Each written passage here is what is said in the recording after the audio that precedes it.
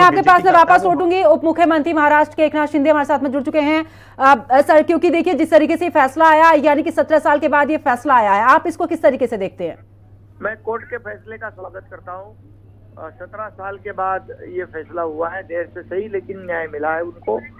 और मुझे पता है कि ये जब यूपीए की सरकार थी तब मुंबई में, महाराष्ट्र में और पूरे देश भर में कई जगह पर बम ब्लास्ट हो रहे थे। तब राज्यकर्ता कांग्रेस यूपीए के कह रहे थे कि आतंकवाद या दहशतवाद का कोई रंग नहीं होता है, कोई धर्म नहीं होता है। लेकिन मालेगांव का ब्लास्ट जब हुआ तब उन्होंने एक नया शब्द प्रयोग किया, नया एक नाम दिया कि ये भगवा आतंकवाद है, ये भगवा दहशतवाद है।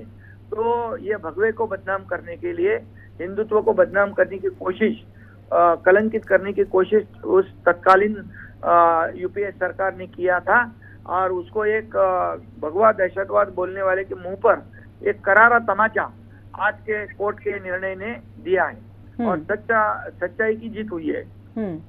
अब सर, लेकिन देखिए दूसरी तरफ, क्योंकि उस समय पर भी देखा था शिवसेना और बीजेपी ने मुखर होकर इस मुद्दे को उठाया था, सीधे तौर पर कहा था पर्टिकुलर आप नाम नहीं दे सकते हैं, जो बेगुनाह है, जो गुनहगार है उसको सजा मिलेगी, आप पर्टिकुलर किसी का नाम क्यों दे रहे हैं? क्यों आखिरकार आप भगवा को यहाँ पर टेरर के साथ में जोड़ रहे हैं? वो राजनीति थी, ये वोटों की राजनीति कर रहे थे और भगवा आतंकवाद को नाम देकर हिंदुत्व को बदनाम करने की कोशिश कर रहे थे। आज वो उनका बुर्का फट चुका है और उनको मुंह पे करारा तमाचा कोर्ट ने मार दिया है। और इसलिए उन्होंने भगवे का अपमान किया था। हिंदुत्व कभी भी देश विरोधक काम नहीं कर सकता है। ये देशभक्त है, राष्ट्रभक्त है और इनकी माफी भी मांगनी चाहिए उन्होंने।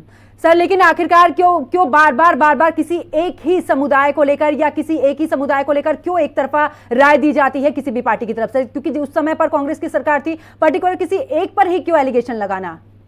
तो वही तो वो तो एक तरफ कह रहे थे कि आतंकवाद का कोई रंग नहीं होता, आतंकवाद का कोई धर्म नहीं होता, तो भगवा दहशतवाद, भगवा आतंकवाद का उन्होंने कहा था।